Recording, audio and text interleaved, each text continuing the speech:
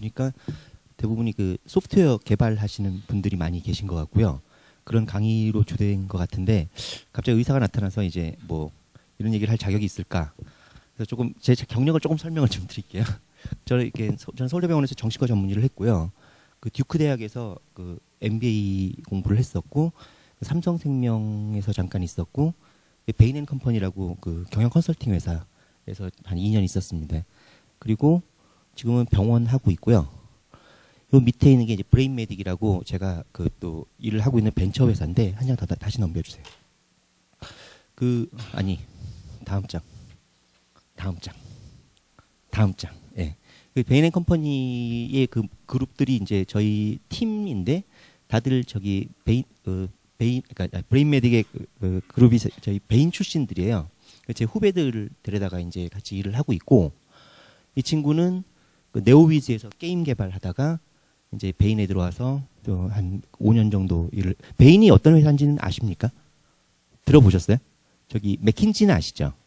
네? 맥킨지 비슷한 회사예요. 맥킨지에서 보스턴 컨설팅 그룹을 만들었고 거기서 베인이 또 이제 나온 회사인데 그러니까 경영 컨설팅에서 좀 나름 또 자부심을 가지고 있는 잘 나가는 회사예요. 그래서 이 친구는 이제 프로그래머고요. 전직이 프로그래머였는데 컨설팅 일을 했었고 이 친구는 이제 좀 소프트뱅크 이런 데서 벤처 일을 그러니까 그 벤처 캐피탈 일들을 좀 했던 친구입니다. 그리고 저는 이제 의사고 저희가 하는 일은 뭐냐면은 그 우리나라 대학들을 돌아다니면서 산학협력단 같은 데를 가보면요.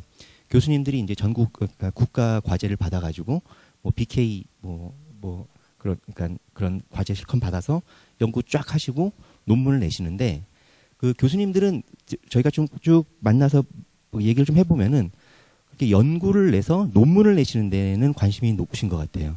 그러다 보니까 산학협력단에 가보면요. 그 국가 과제들이 이제 그 결과물들이 리스트가 쫙 있는데 저희 보고 이것 좀 들고 가서 사업화 좀 해달라. 그래서 저희가 한 2개 정도를 성공을 해봤어요. 하나가 이제 그 뇌의 그 집중력을 진단하는 프로그램을 서울대학병원 교수님들이 개발한 거를 가지고 와서 지금 정신과 영역에서 팔고 있고요. 또 지금 또 하고 있는 게 치매 진단 도구를 또 만들어서 또 소프트웨어로 만들어서 그걸 팔고 있고 일본에 수출하려고 지금 어떻게 좀 작업을 하고 있는 중이고 또 카이스트 같은 데서 또 그 나노 기술을 이용한 뭐 마이크로 니들 뭐 이런 것들이 있거든요. 그런 것들 들고 와서 이제 팔죠. 저희가 이게 사업화를 하는데 라이센스를 이제 저희가 따오게 되면은 되게 비쌀 것 같잖아요. 근데 되게 싸요. 한 5천만 원 뭐 이 정도 드리면은 그 뭐 가져올 수가 있어요. 그 왜 그런 일들이 생기느냐 보니까 미국 같은 데서 뭐 이제 하버드 대학 병원 같은 데서는 하버드 대학 병원 자체가 사립이에요, 사립. 그러니까 사립이고 그러니까 돈을 많이 벌어야 돼요. 거기에 돈을 많이 벌어서 그러니까 그냥 돈 버는데 관심이 있는 학교죠. 사립 학교니까. 우리나라 서울대학교만 해도 이게 국가기관이잖아요.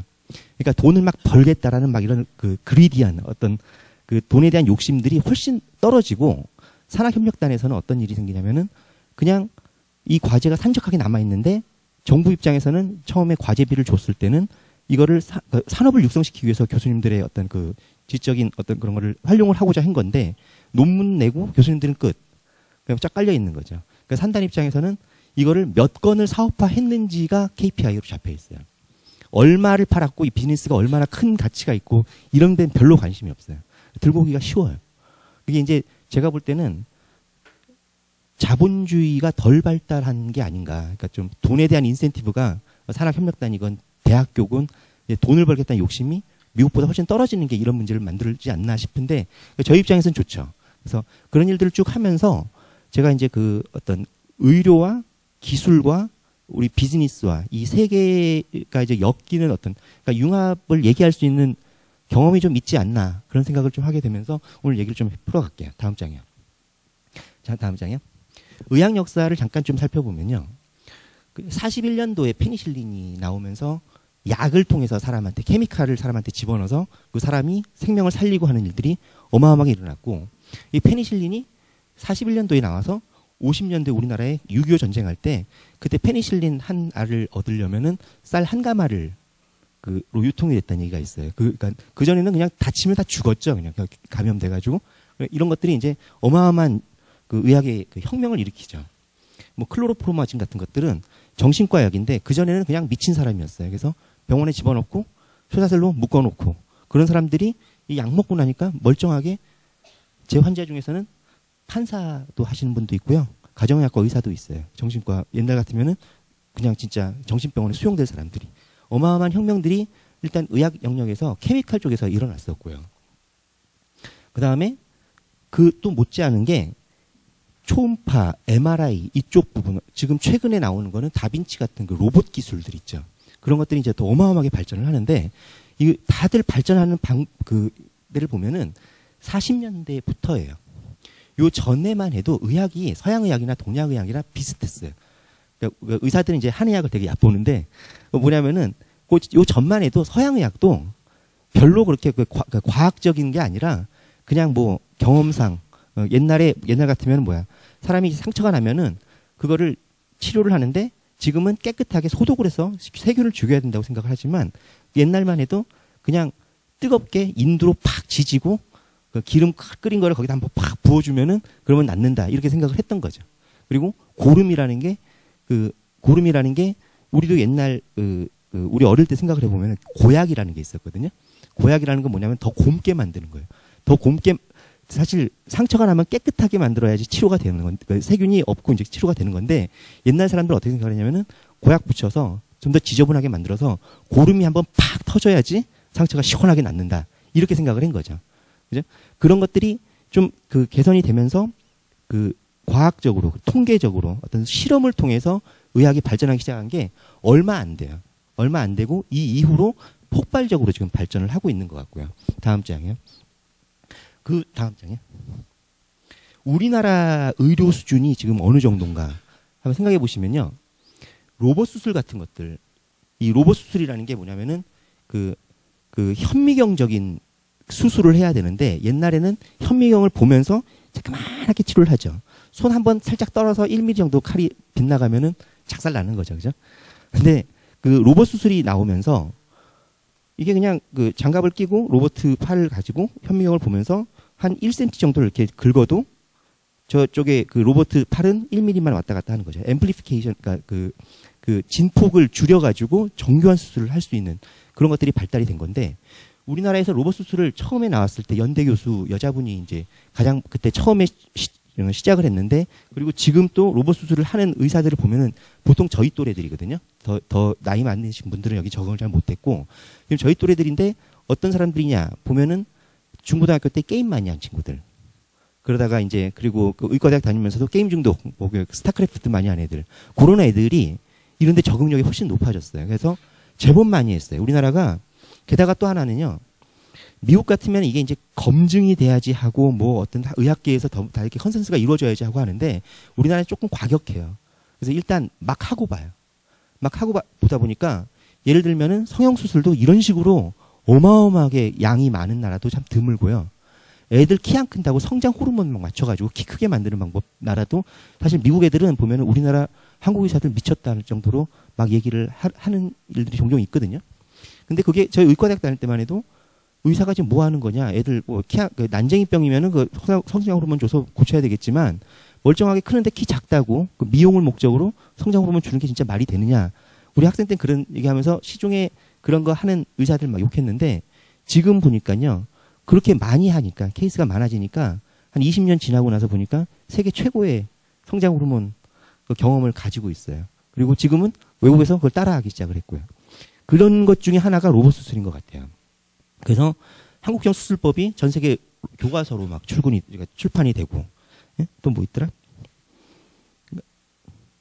그러니까 전립선암 이런 것들 세계 최초로 로봇 수술을 적용해서 하고, 예? 복강경 이런 것들이 좀 이렇게 상당히 좀 발전되는 그래서 한국 기술이 제법 지금 세계적인 수준에 올라가 있는 것 같아요. 다음 장이요.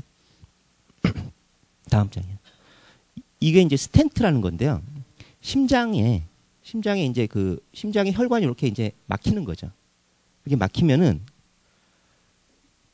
심장을 열어가지고 여기 이제 혈관이 하나 막혔잖아요. 여기 혈관이 하나 막혔어요. 그러면은 여기하고 여기 혈관을 막혀서 이제 요 혈관으로는 피가 이제 안 통할 거란 말이에요. 여기서 막힐 거란 말이에요.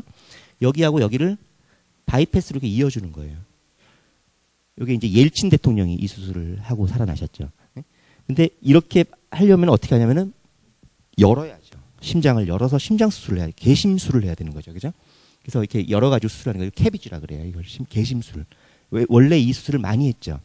근데 이제 발전을 하다 보니까 이렇게 안 하고 여기 다리 쪽에 그 굵은 혈관으로 관을 집어넣어가지고 혈관 속으로 요쪽으로 들어가서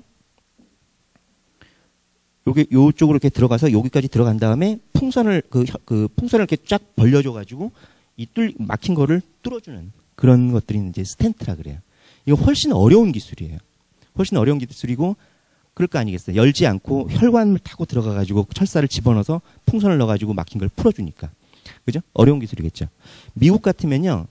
같은 질환에 대해서 스텐트를 하는 환자가 70이라면 그러니까 개심술을 하는 환자가 30% 정도 되는 거죠.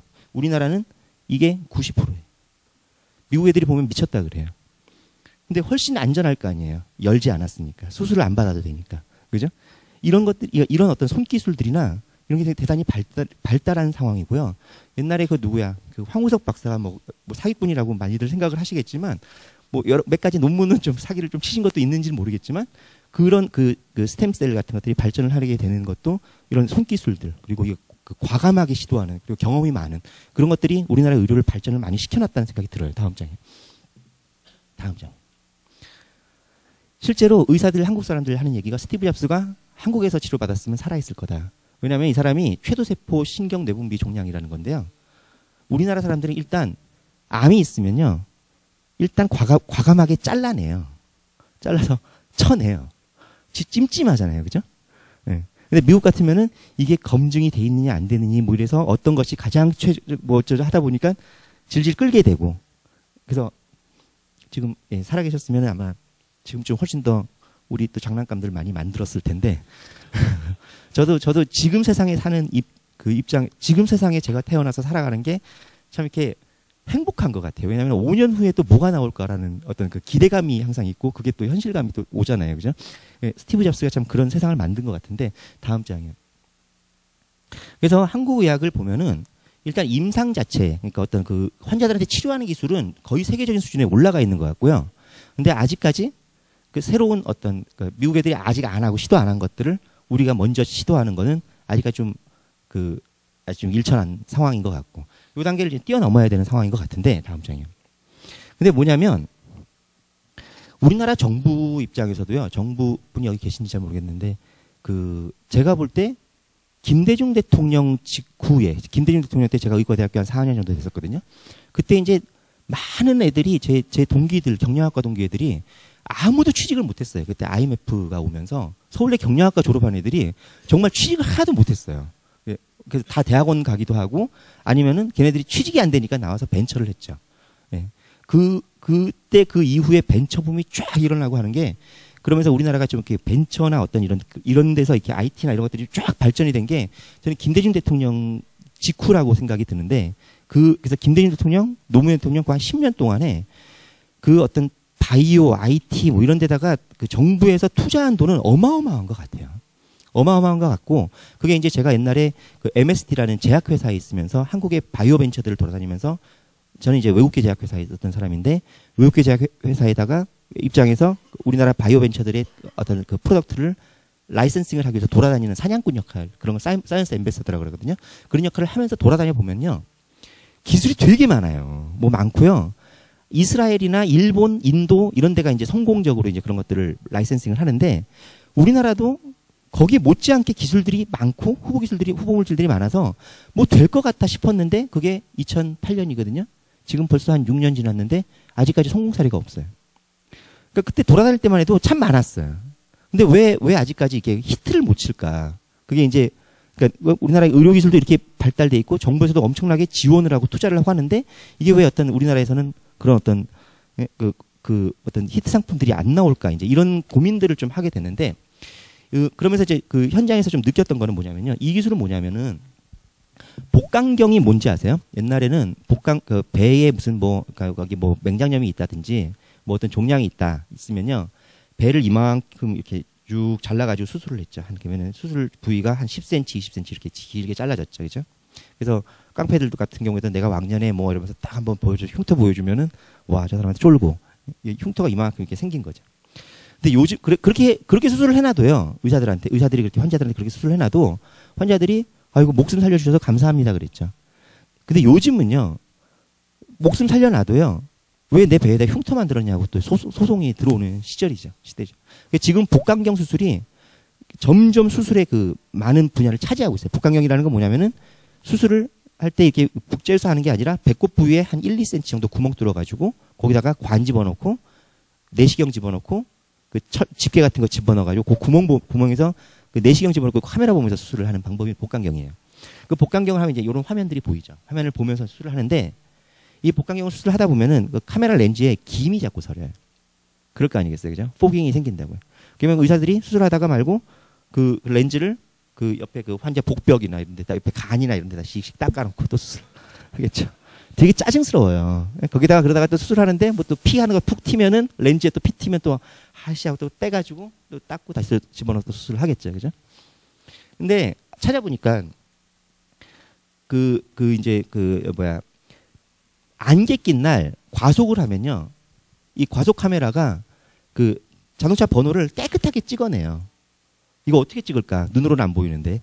예? 이걸 이제 찾아보니까 우리 그 아폴로 M에 여기 앉아 계신 신대원 대표가 이제 찾아낸 건데 보니까 영상을 얻어서 이 포깅이 이게 이제 그 영상 처리 쪽에서 그 공학을 하시는 분들 입장에서 보면은 이게 노이즈인데 노이즈가 어떤 규칙성이 있나 봐요. 그러니까 규칙성이 있으니까 그거를 노이즈 처리해서 제거를 해버리니까 영상이 깨끗하게 보이는 거죠. 그 가능하겠죠, 그죠? 그 별로 어려운 기술이 아니래요. 예? 그래서 이거를 복강경 영상에다 붙이니까 씩씩 안 닦아도 이제 복강경이 깨끗하게 보이는 거예요, 영상이. 이게 앞으로 로봇 수술 같은 데도 이제 적용이 될 수 있을 거 아니에요. 그죠? 이 기술을 들고 지난번에 이제 같이 또 그 우리 그 신재원 대표님하고 같이 그래서 저희 그 서울시에서 운영하는 뭐 벤처 그 경진대에 나가서 입상도 하고 그랬어요. 근데 그 이제 의사들 입장에서는 뭐냐면은 복강경 수술 때문에 김서림이 이게 얼마나 이것 때문에 수술장에서 고생하는지 모르는데 이런 거 있으면 정말 좋겠다. 상용화 빨리 하면은 우리가 먼저 임상 연구하고 다 시작하겠다. 그 의사들 입장에서는 이게 참 이걸 되게 반가워하는 기술이에요. 근데 이걸 들고 VC한테 들고 가니까 이거 원래 다 있는 기술 그냥 짜깁기 한 거 아닙니까? 이거 뭐 기술의 그 참신성이 없는 것 같다. 뭐 이런 얘기들을 하죠. 이 뭐냐면 이렇게 그 공대 교수님도 이 상당히 재밌는 좋은 기술을 가지고 계신데 이게 의학적으로 들어오면은 상당히 고가의 부가가치를 받으면서 팔 수 있는 기술인데 제 기술이 그렇게까지 쓰일 수 있다는 말이에요. 뭐 저렇게 뭐 이런 분위기예요. 그러니까 뭐냐면은 무슨 얘기를 하고 싶은 거냐면요.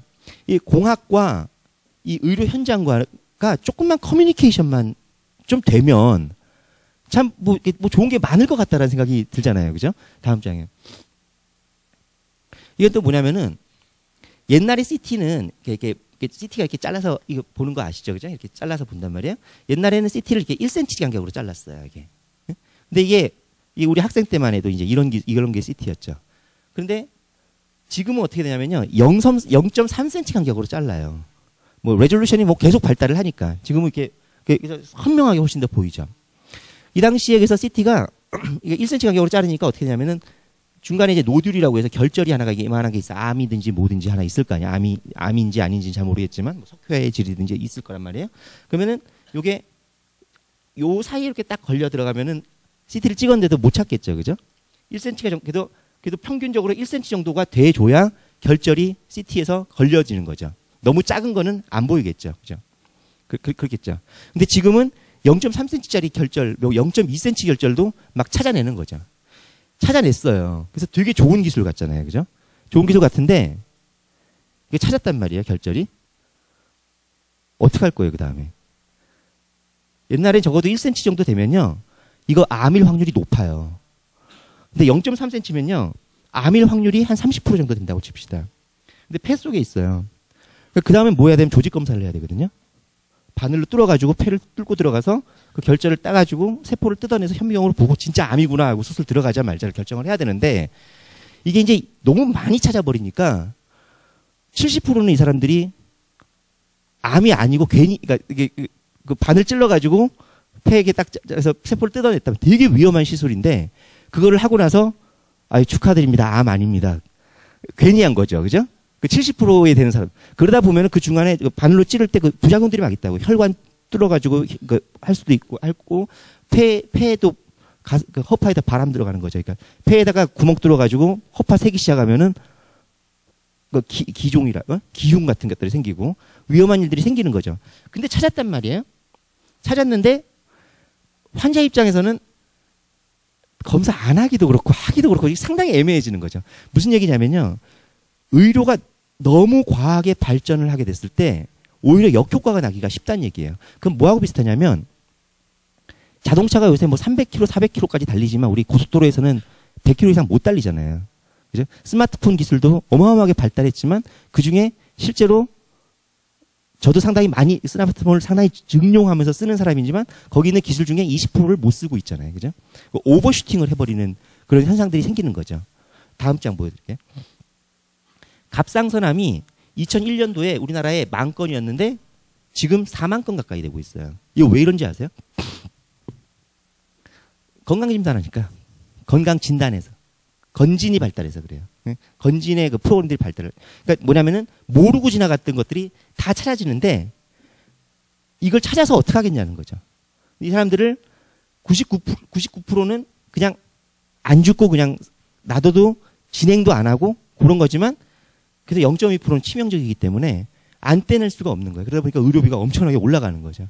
이런 현상들이 생기는 다음 장에. 이건 뭐냐면 여기 뇌가 있어요. 그러면 이제 알츠하이머 질환, 그 치매인 경우에 뇌세포가 이제 죽어가죠. 죽어가는데 여기에 뇌 주변에 이렇게 CSF라고 해서 액이 있어요. 이게 뇌를 이제 보호하는 어떤 액이에요. 요게 이렇게 쭉 내려와서 척수까지 이렇게 이제 내려가죠. 근데 치매인 사람인 경우에 여기에 항체, 그러니까 안티젠이라고 하는 그 튜머 스페시픽 안티젠이라는 게 여기 CSF에 있죠. 여기를 검사를 하려면은 허리에다가 바늘 뚫고 들어가서 뇌척수액 검사를 해야 되거든요. 되게 위험하죠. 위험하고 잘못 찌르면은 척수 건드리면은 하반신 마비 될 거고 여기 또 이렇게 그 바늘에 혹시 또 세균이 잘못 들어가면은 뇌막염 생겨서 바보 될 수도 있어. 아주 그냥 심각한 문제들이 생기겠죠. 그죠? 근데 척수 검사를 해서 여기에 안티젠이 있지만 이걸 함부로 검사할 수는 없는데 어떤 바이오 벤처에서 지금 열심히 하고 있는 기술인데요. 그 기술은 뭐냐면은 피에서 그 항체를 찾아보니까 피에도 그 항체가 있더라는 거예요. 근데 그 피에 있는 항체와 여기 뇌척수액에 있는 항체가 70% 코릴레이션이 있다는 거죠.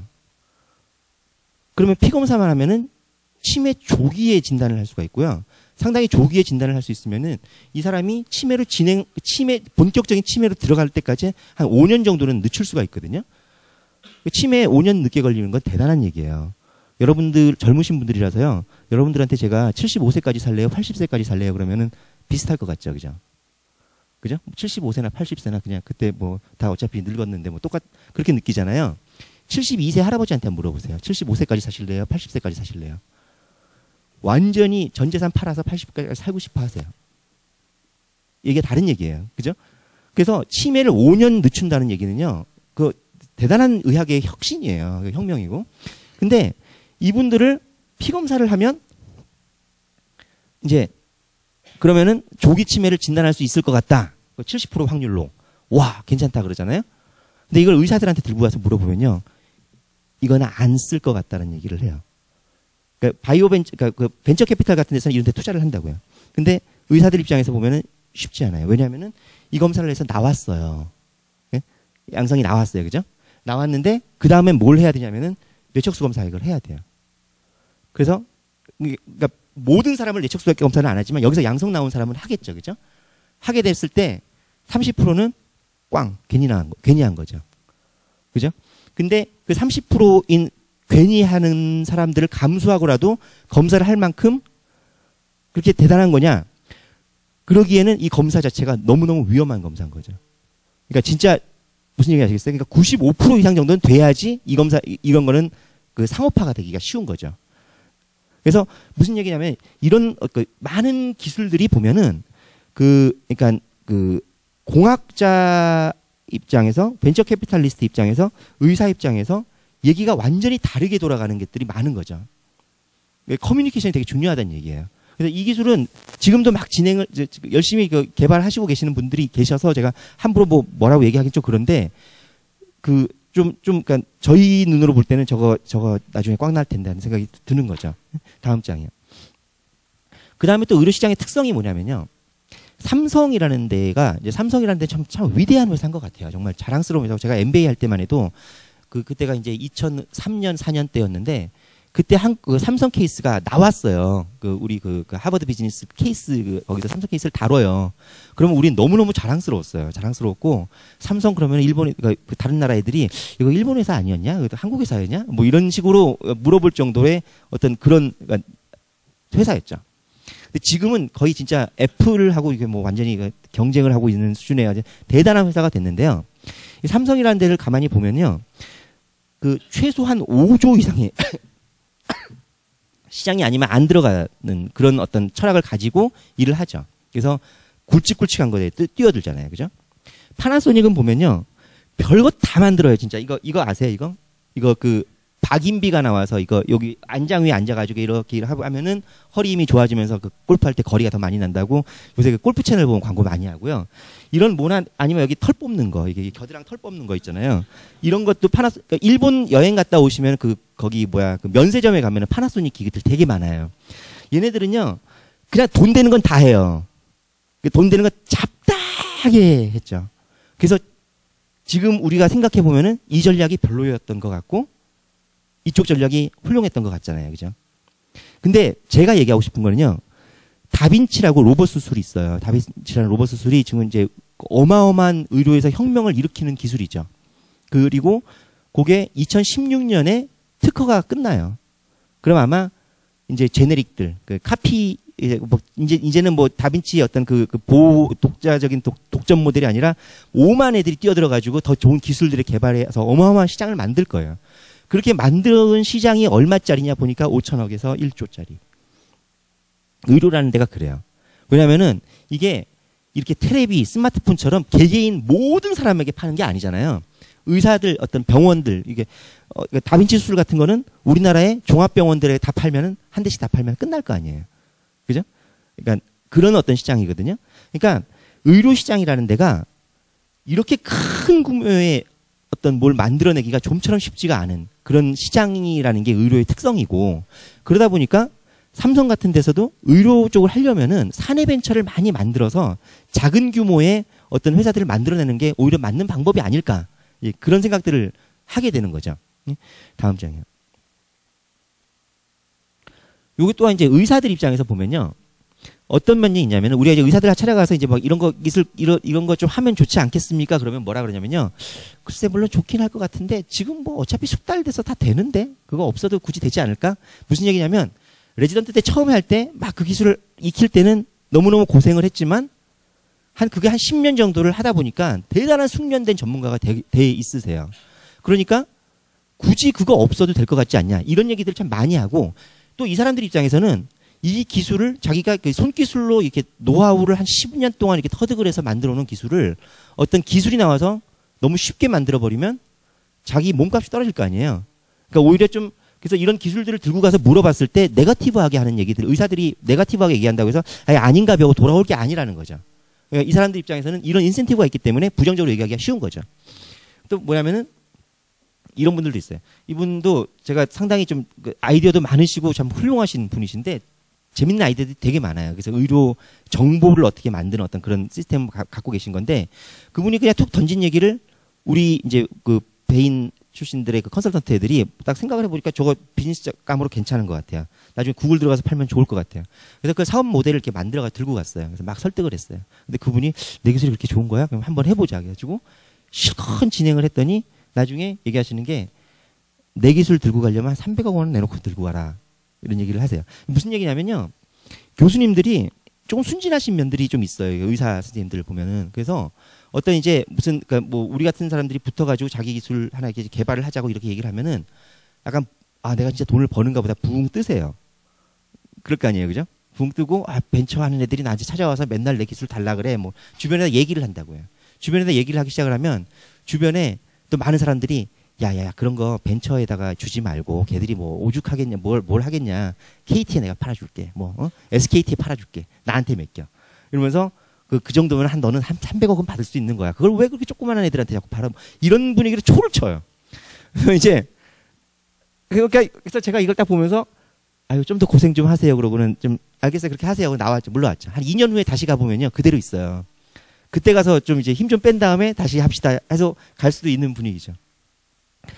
또 하나는 우리가 이제 서울대병원의 교수님하고 이제 큰 사업을 해가지고 계약하고 뭐 사업하고 다 하고 있는데 국감에서 한 누군가 국회의원이 뭐냐면 서울대 교수들이 뭐 이렇게 그 연구개발 같은 거 이런 거 후진 양성 이런 거보다도 돈 버는 데만 관심 있어가지고 벤처에 뭐 이렇게 신경 쓴다 이런 얘기를 국감에서 한마디 했어요.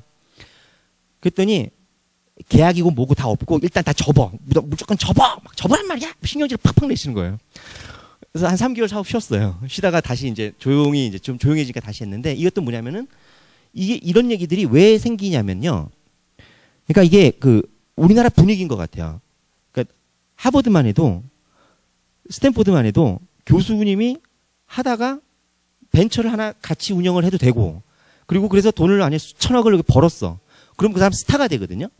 근데 우리나라는 그런 데에서 좀 어떤 부러움도 있고 그런 데서 로망도 있지만 또 막상 또 성공을 하면은 그 사람에 대해서 또 뭐 돈만 알아가지고 이런 얘기들을 하면 또 그게 자본주의 사회가 맞나 싶을 정도로 이제 좀 그런 것들이 좀 강한 거죠.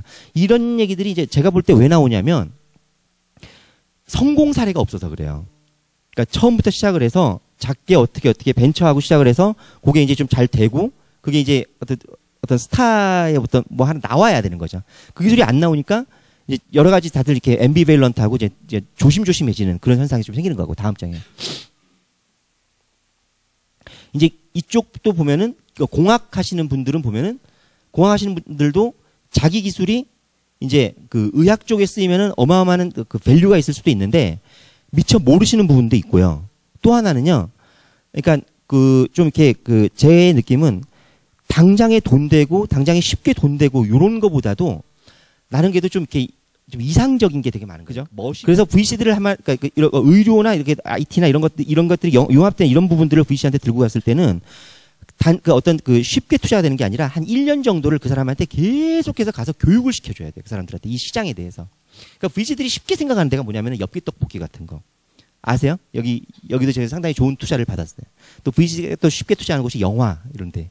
그러니까 쉽게 아는 데 투자를 하는 거죠. 실제 그러니까 좀 이렇게 그 벤처를 인큐베이팅하고 이런데 그렇게 그 어떤 그 좀 생태계가 좀 덜 형성돼 있다는 생각이 들고 또 하나는요. 저도 이제 한 5억 정도를 투자를 받아봤는데 그때 이제 그때 여러 VC에 가서 이제 설명을 하는데 저보고 뭐라 그러냐면요.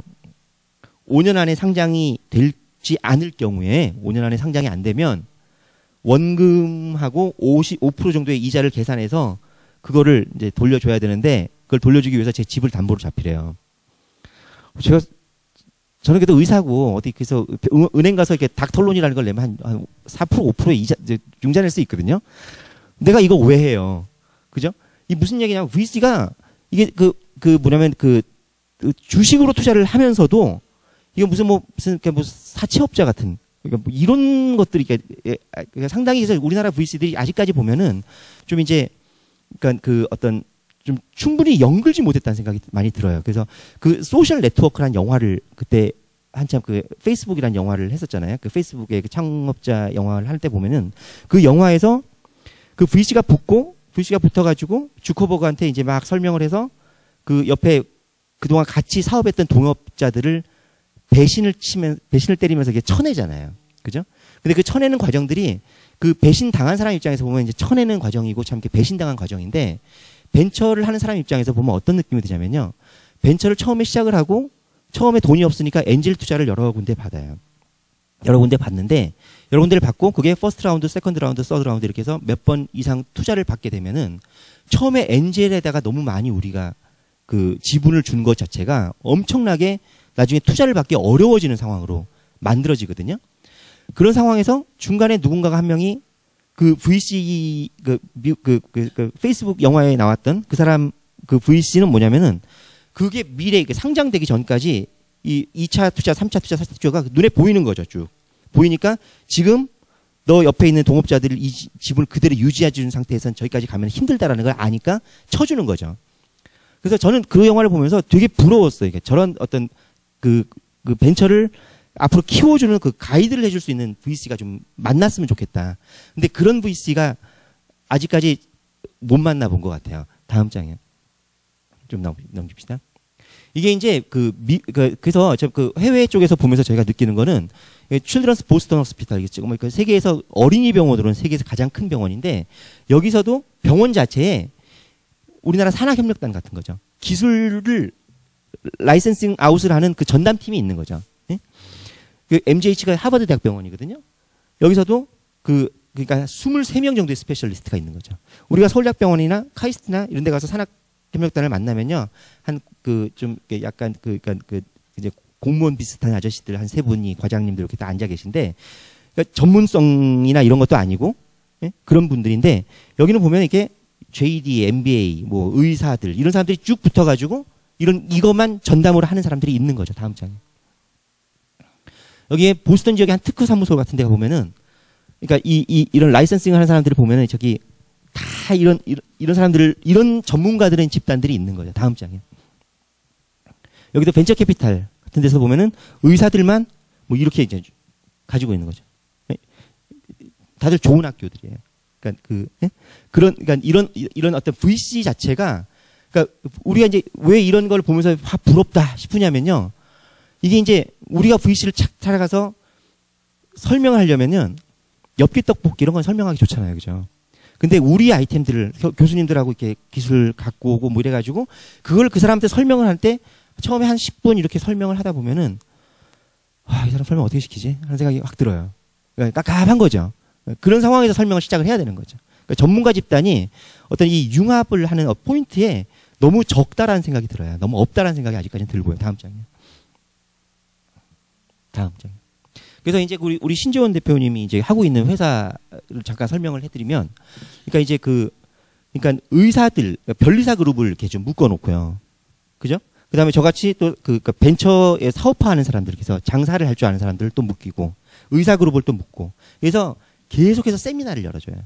그래서 의사들한테 언맨 니즈, 그러니까 그 병원에서 니네 불편한 얘기들을 자꾸 하게 하고, 그것들을 공학하시는 분들도 옆에 붙어서 저런 거 나는 없지만, 근데 공학하시는 교수님들도 좋은데, 또 하나가 안양의 벤처밸리 같은 데 가보면요. 거기에서 한 10년씩 또 발명가신데, 뭐, 앉아 계시는 분들 계세요. 그런 분들한테 들고 와서 물어보면요. 그 기술 저기 옆에 저 사무실 가면은 있어. 그 사람한테 찾아가봐. 뭐 그러니까 그런 어떤 그 벤처타운 같은 데서 참 기술들에 대해서 서로 소개를 많이 해주는 그런 부분들이 있거든요. 그래서 이런 그룹들을 모아가지고 우리가 몇 번 했잖아요. 12번 했나요? 세미나를 반복적으로 계속 세미나를 하면서 이제 연결을 좀 시켜보려고 디스커션을 하는 장소를 이제 자리를 만들려고 하는 그런 시도들을 좀 하고 있고요. 그렇게 해서 나온 게 아까 처음에 보여드렸던 내시경에서 안개 제거하는 그런 기술들이 이런 방법을 통해서 나온 아이디어들이죠. 다음 장이요. 그러니까 이스라엘의 이제 예다라는 회사는요, 뭐냐면은 그냥 산학협력단은 이제 우리나라의 아주 초창기 모델이라면 이게 이제 협력단 정도가 아니라 그 기술 지주 회사를 가지고 있는 거죠. 기술 지주 회사가 있어서 기술을 이 회사에서 사고 그 다음에 벤처들을 오라 그래가지고 이런 우리 기술들 사놓은 게 있는데 누가 이거 가져갈래? 그래서 경쟁 붙여서 그 벤처 사업들한테 주고 그 사람들을 그러니까 그 사람들을 인큐베이션을 하고 이런 것들을 아주 시스테믹하게 움직이는 회사죠. 예다라는 회사가. 다음 장. 이썸이라는 회사도 이제 이스라엘의 또 성공적인 기술 지주 회사의 모델인데 다음 장이요. 이번에 그러니까 다음 주 월요일이네요. 세브란스에서 글로벌 페이턴트 페어라는 걸 해요. 여기 보면은 히브리 대학 이썸의 기술 이전 및 사업화절. 그래서 이썸에서 와서 또 이렇게 발표도 하고 우리나라도 이제 이런 것들을 좀 배우겠다고 생각을 하고 그러니까 이런 상당히 뭔가 좀 분위기는 상당히 많이 변하는 것 같다는 생각이 들고요. 다음 장 보여주세요. 앞에. 예. 그 세브란스 글로벌 페이턴트 페어 같은 데서 이제 이런 것들이 이제 우리나라에서 특허 나온 것들을 그러니까 이제 발표를 하는 거죠. 여기를 한번 가서 보셨다. VC 입장에서 가서 보셨다고 생각해 보세요. 적혈구 분화 유도형 조성물. 이거 사업 될 것 같으세요? 그 다음에 혈관 내피 세포화를 조절하는 마이크로 RNA 및 그의 용도. 이거 사업 될 것 같으세요? 그러니까 무슨 얘기냐면요. 이렇게 기술을 쫙, 그러니까 어떤 포럼이나 어떤 학회나 이런 데서 쫙, 그러니까 포스터를 붙이고 부스를 만들고 소개를 하겠죠. 여기에 가서 보는 VC들이 많이들 가서 보기는 하는데 지금 현재 그 비즈니스를 하시는 VC들이 가서 봐서는 안 된다는 얘기예요. 그러니까 아까 그 보스톤이나 그런 데서 보듯이 그런 어떤 전문가 집단이 VC 안에 들어가 줘야 되고 그래서 기술 지원하는 그런 회사의 그 정점에 그 중간 포인트에 있어줘야 된다는 거죠. 그래서 제가 좀 생각하는 거는 그런 시스템들이 좀 더 성숙되고 좀 그런 시스템들이 잘 돌아가는 그런 구조가 좀 더 우리나라에 만들어져야 좀 그러니까 그 아까 처음에 얘기했던 나름 괜찮은 우리나라의 의료의 그 수준과 IT의 수준이 뭐 융합이 되고 그래서 좀 구글 같은 회사가 한국에서도 좀 나오고 그런 일이 생겨나지 않을까 그런 생각 좀 해보게 됐습니다. 여기까지 할게요. 감사합니다.